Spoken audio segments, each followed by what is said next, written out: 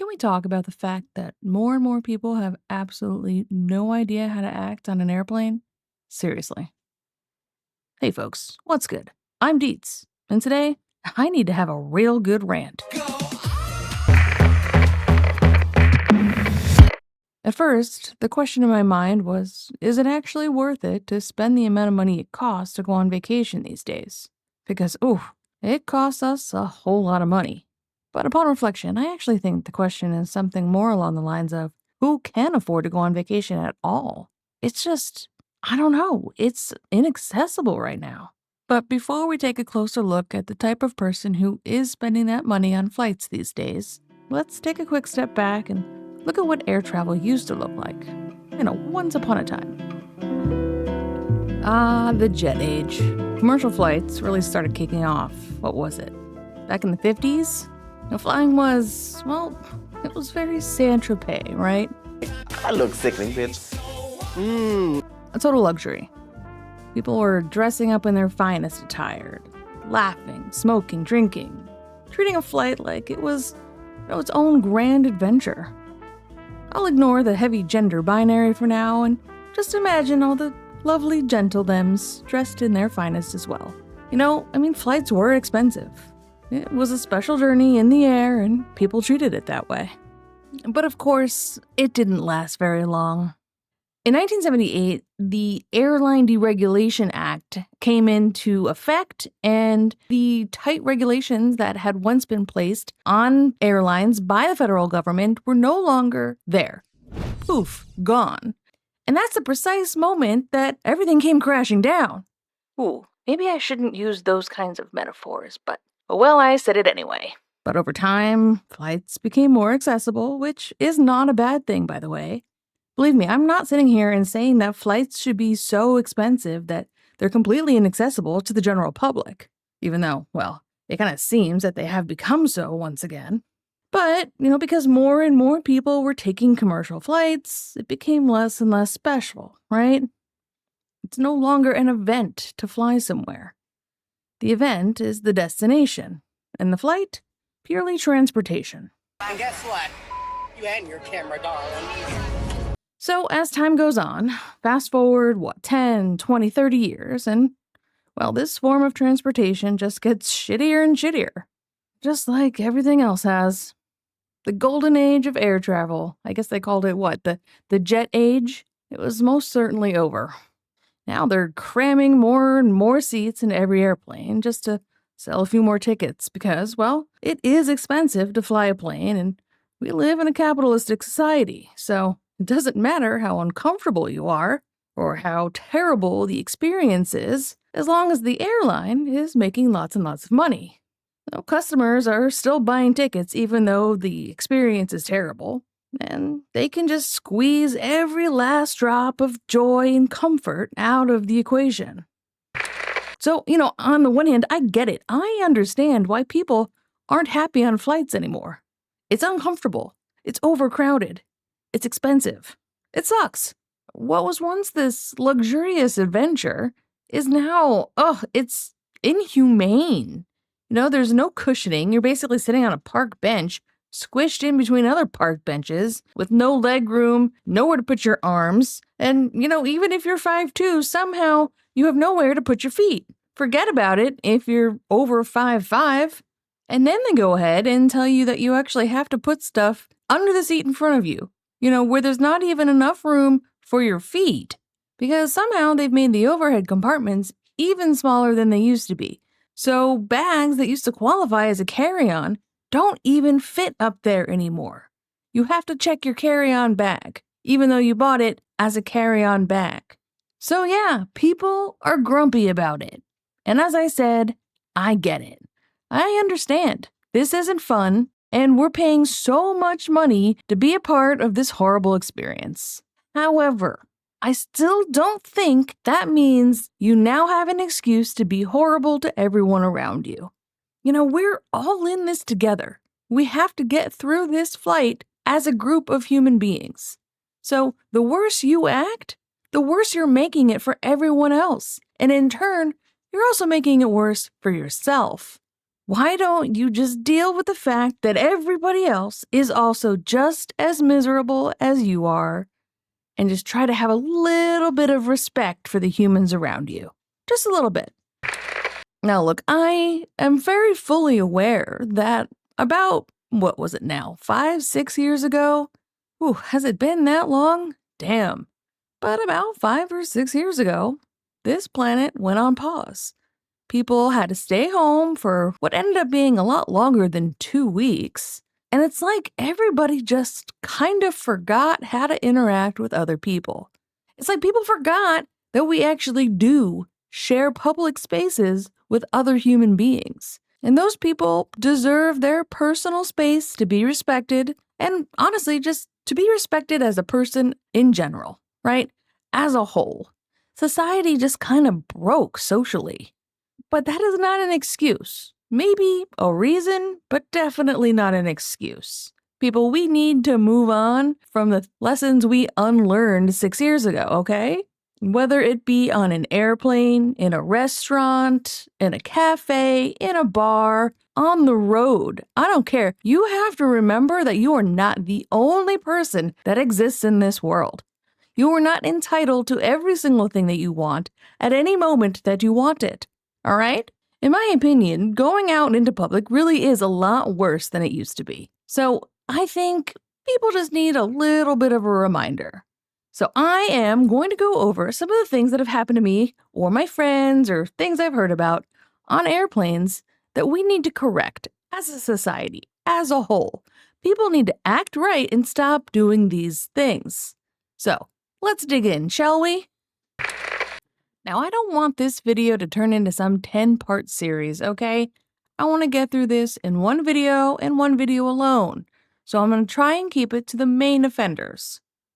And the first thing I want to talk about, it actually happens before we even get on the plane. Yeah, that's right. I'm backing it up to the gate because people don't seem to understand how boarding works and how you need to line up to get your ticket checked and then enter the jetway. We get on a plane one person at a time, okay? This is not new. In fact, I'm pretty sure that's exactly how it has worked since the beginning of commercial jets. You used to get a paper ticket, now you have some code on your phone. But no matter which way we're asked to convey that we paid for our seat on the airplane, every single person needs to prove it. So, let's talk about how we line up at the gate. As a society, we have been forming lines for lots of different things for a very long time, right? There are myriad reasons why people line up. They line up for entry into a music festival or some sort of sporting event. Or when people go to an amusement park, you line up to get your tickets. You line up to get on a ride. If you go to your local coffee shop, you line up to get your latte. If you go to a restaurant and there's no table, you line up to get your name on the list. People seem to understand the concept of forming a line. That is until we get to the airport gate. Tell me how people just all of a sudden forget how it works. That lining up actually means to line up and not everybody crowd the ticket counter at the same time, forming an actual barrier around it so that the people who are actually called and it is their time to board and they're trying to get up to the front have to push through several rows of people and all of their carry-on luggage and their backpacks and their kids just to go up and hand over their ticket and their passport and whatever and get on the plane. Is this some sort of joke that I'm not in on? Because it makes absolutely zero sense, right? We want these people to get on the plane so that after them, we get to get on the plane too. Slowing them down only slows us down.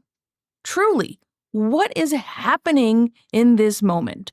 Why are people doing this? And it happens at every single gate, no matter what country I've visited, and making people that are already grumpy even grumpier. This is a great way to start a trip, everyone. Let's do this every single time.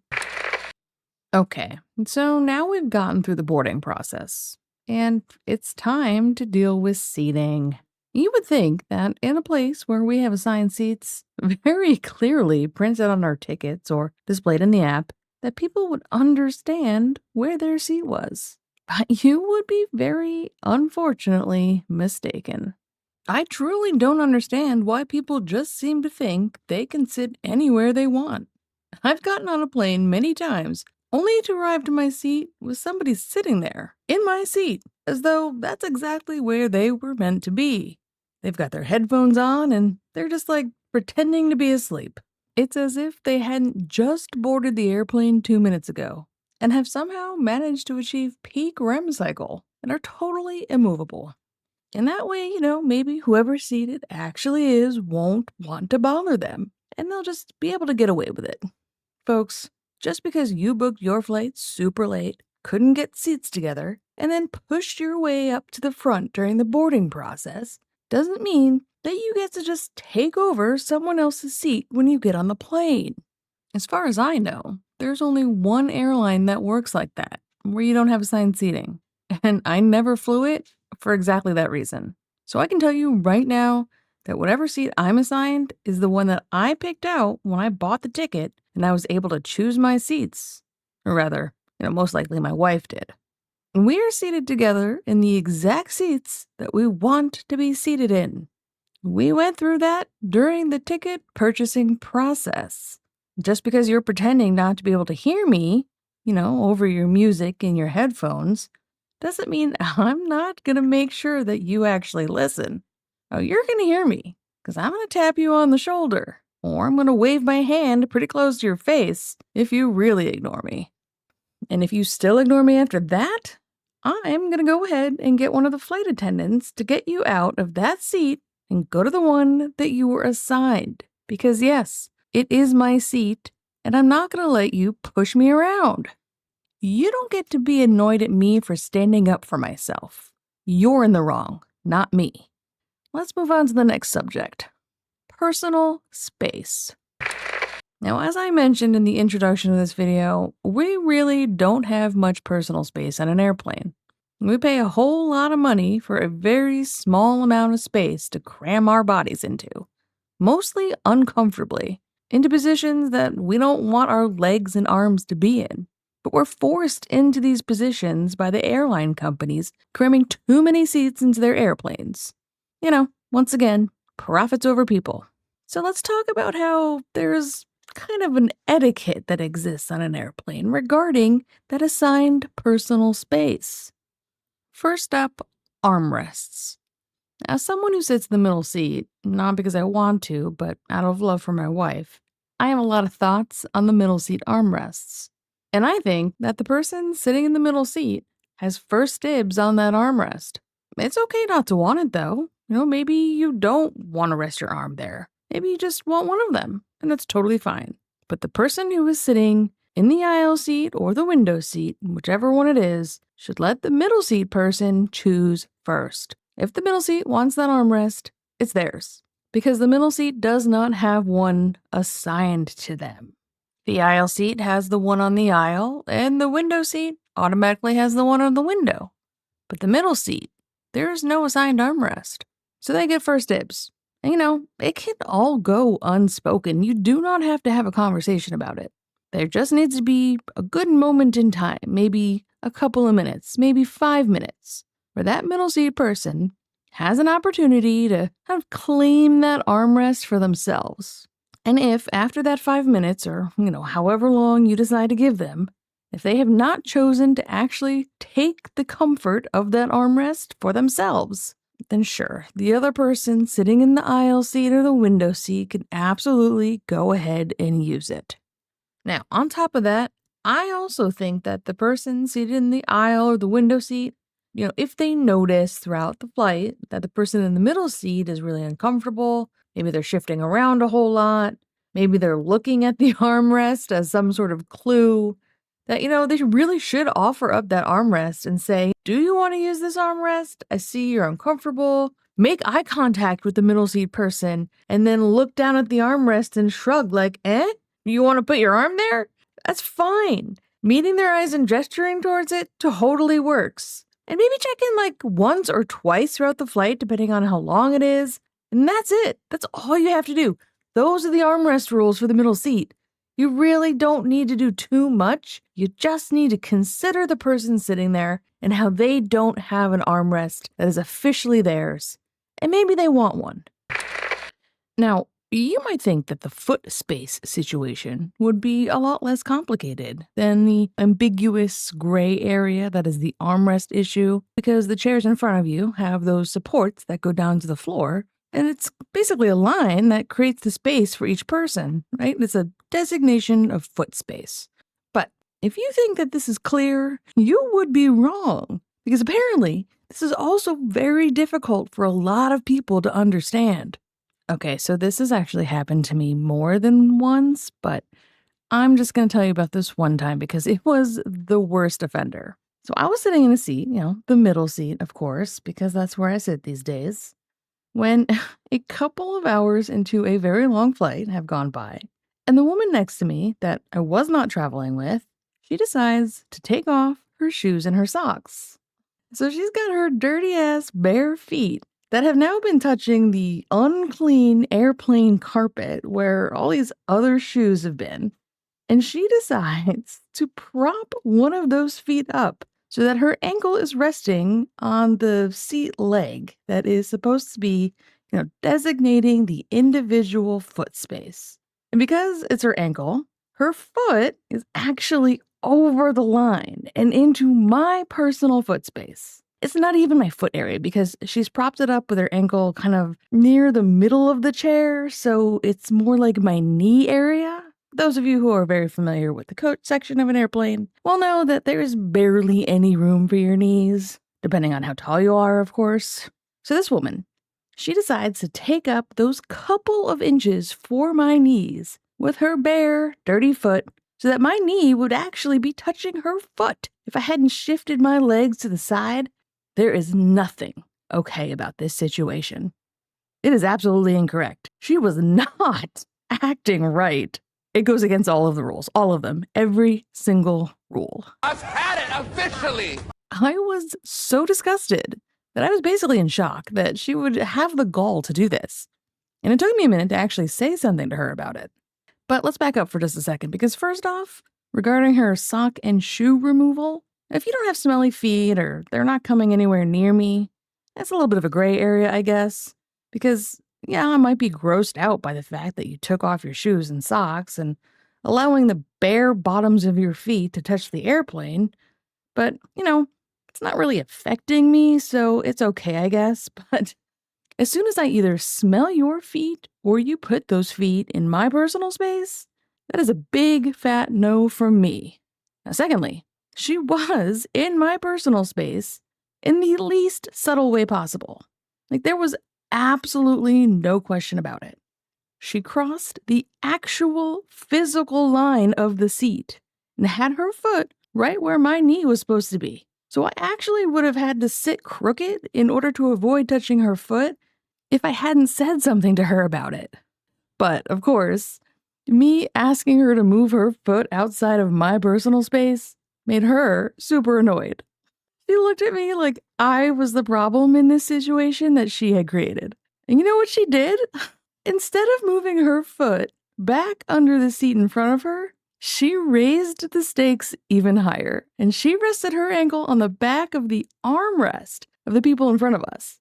Yeah. She looked at me with disgust in her eyes, and she shifted her foot up to that middle armrest. And as if it were truly poetry in motion, that armrest flipped up at the weight of her foot because the people in the seats in front of us weren't using it at the time. So the people in those seats jumped at this surprise of their shared armrest flying up into the air unexpectedly. And when they turned around and noticed what had happened, and that this woman behind them had put her foot on their armrest, they both gave her the dirtiest look ever. And that right there was the first clue that maybe, just maybe, she was doing something that she shouldn't be doing. That's right, it took 3 annoyed people to get her to put her dirty foot back into her own designated foot space. And yeah, you better believe that she was still pressed about it. And by the way, this rule does go for elbows as well. Please don't put your pointy elbow so far over the armrest that it hangs over into the other person's personal space, okay? You just perch it right on top of there. Because if your elbow is jabbing into the person next to you, or if that person shifts in their chair in such a way that it would jab into their side, that is also not okay. So please, for the love of every airplane goddess, you have to keep your elbows and your feet in your own designated sacred seating space. All right, so on to the next topic, and that is eating. Well, specifically, it's bringing your own food onto the plane, because obviously a lot of us do it, myself included, because what's offered on an airplane is so expensive. And usually you're getting like some candy and some hummus. And when I say some, I mean 3 tablespoons of hummus. Or maybe you spring for the cheese platter that consists of some old blocks of cheese, a limp piece of lettuce, a couple of nuts, and an olive, and you pay $20 for it. It's wild. It really is. What you're getting for the amount you're paying is never actually worth it. And honestly, I just don't feel like I'm getting the nutrition I need on a long flight from these expensive meals, if you can call them a meal. So I get it. Bring your own food. Totally okay. But what's not okay is when what you bring on the airplane is hot and smelly. Ugh, and so many people do it. That wafting of tuna fish air or smelly onions that were sitting out for too long on a cheesesteak. I don't get it. We are in an enclosed space, right? It is pretty damn small and we are squished together. Yet, so many people will bring really smelly food that wafts into the entire airplane. It is so gross. Yet I feel like every time I go on an airplane, there is at least one, if not several people who have brought some salmon or things that I don't even think are generally gross. They just have a really pungent smell. And when you put that pungent smell into an enclosed metal tube and make everyone else smell it, all of a sudden, it doesn't smell so good. The smell can be so strong that I am picking up that little paper bag just in case I need it. Please, if you want to eat that food, it's fine. I'm not judging you for eating it. I just don't want to smell it. Eat it at the airport. Eat it at one of those gross little tables where you bought it. So, people, this is a quick one. It's an easy one to understand. If you're going to eat some food that is really smelly, please eat it before you board the airplane. That's it. That's the rule. Easy to grasp, you would think. But we're having the conversation, so I guess it's not. So this last topic that I want to discuss today, it could be a little bit touchy, I know. Because I'm going to talk about kids, and I don't have any kids. And look, I understand, well, not personally, but I try to understand that it must be so difficult to fly with kids. You gotta go places, and these kids, they don't get it. They don't understand the rules, and they're just really unhappy because guess what? We all are. Flying sucks, and I bet every adult has wanted to cry out loud on a flight at some point or another. So, just to cover my bases, I want to be extra clear. I'm not talking about kids that just start crying because they're unhappy on a plane. But I do want to talk about some other things that happen when there are kids present and their parents just, I don't know, let their kids go wild. So I'm not going to sit here and claim to know what it's like to have a young child at all, in general, and especially when on a plane.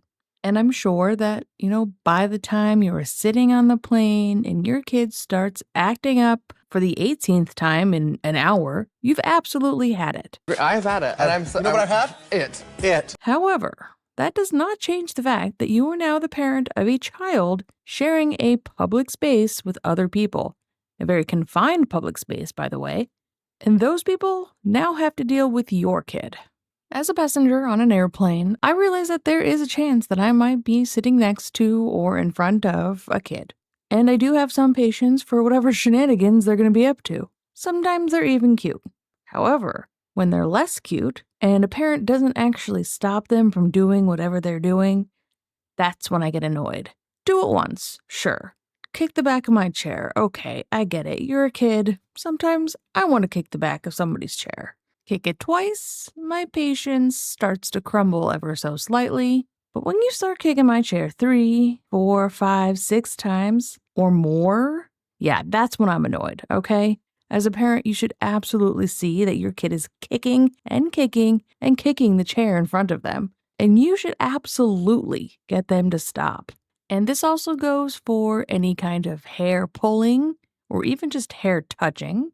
When the kid starts reaching their hand around the seat, touching your arm or grabbing your shirt, that's not okay. It's just generally when the kid is breaking into your own personal space and the parents are totally ignoring it. That's when it crosses the line, and I'm definitely going to be annoyed. Unless you have received express permission and consent from the person seated near you to let your kid just crawl all over them and touch them and kick their seat, just get the kid away from strangers and let people have their personal space and personal time. I just want to ignore everyone around me, put on my headphones, keep my elbows and my feet to myself, eat food that doesn't smell bad, and try to get through this plane ride from hell. I think that's enough for today. As I mentioned, there are definitely some other topics I could discuss regarding airplane etiquette that I didn't get to in this particular rant, but I've already gone on for quite a while, and to be honest, I gotta get on with my day. That being said, I'd love to know what bugs you on flights. Is there something that I discussed that you don't agree with? Is there something I didn't talk about and you think I should have? Write it in the comments below. And thank you all so much for listening today. I do appreciate you tuning in. And if you enjoyed this video, please consider helping me out with the algorithm with a like or a comment or a share. And I'll catch you in the next one. And today, let's sign off with a truly iconic blast from the past, the safety video from Virgin America. Who else still remembers every single word to this one? Because I know it's not just me.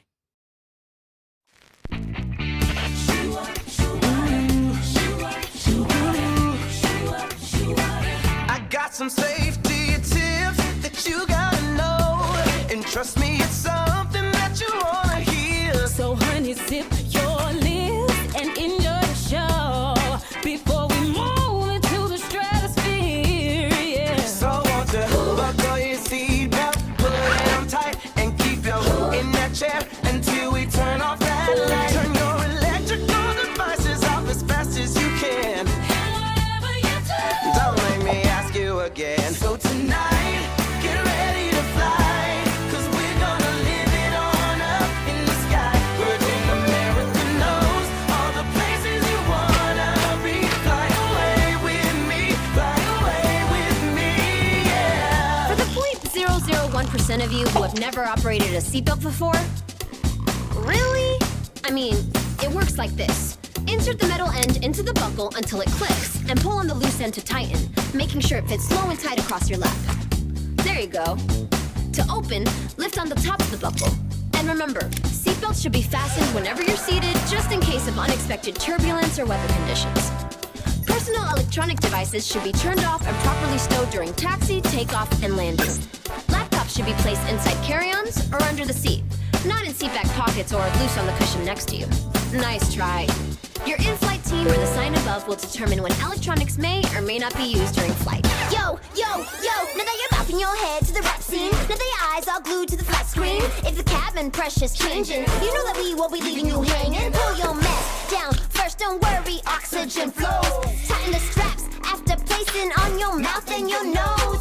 If you're traveling with someone, like a child for instance, put your mask on first before you offer assistance. Now, under your seat, there's a life vest. First class, it's below your center armrest. Remove the pouch, tear it open, place it over your head. Are we coming in clear? Did you hear what we said? Buckle the white straps and tighten right around your waist. Once off the plane, pull the handles and your vest will inflate. If your vest doesn't fill, honey, no big deal. Blow into the red tube and you got a refill. There's a bright locator light and it's right on your shoulder. Thank you for your attention. This robot rap is over. Just in case we must evacuate, we've got a plan of attack. We've got a plan of attack. For with no exits on this airplane. For exit doors to in the two in the back. Well, in the unlikely event, we need to get you outside. Your exit is equipped with an inflatable slide.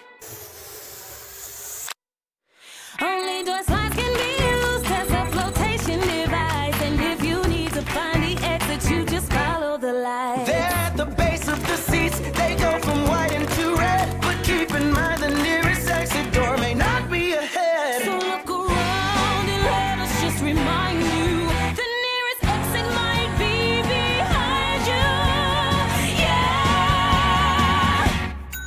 Okay, so this one's important for all you smokers out there. It's never allowed here, so don't you forget. Don't forget. Federal law prohibits tampering, destroying, disabling smoke detectors, so don't touch that cigarette. Don't you do it. All right, it's time for final cabin check. Make sure all carry-on bags are stowed away, tray tables and seats are in their upright and locked positions, and all electronic devices are completely shut off. For additional safety information, check out the safety cards located in the seat pocket in front of you. Please read and review before we take off. FAA regulations require that all guests comply with the lighted information signs, posted placards, and instruction of the in-flight team. If you have any questions, please don't hesitate to ask. Now enjoy your flight, and as always, thank you for flying Virgin America.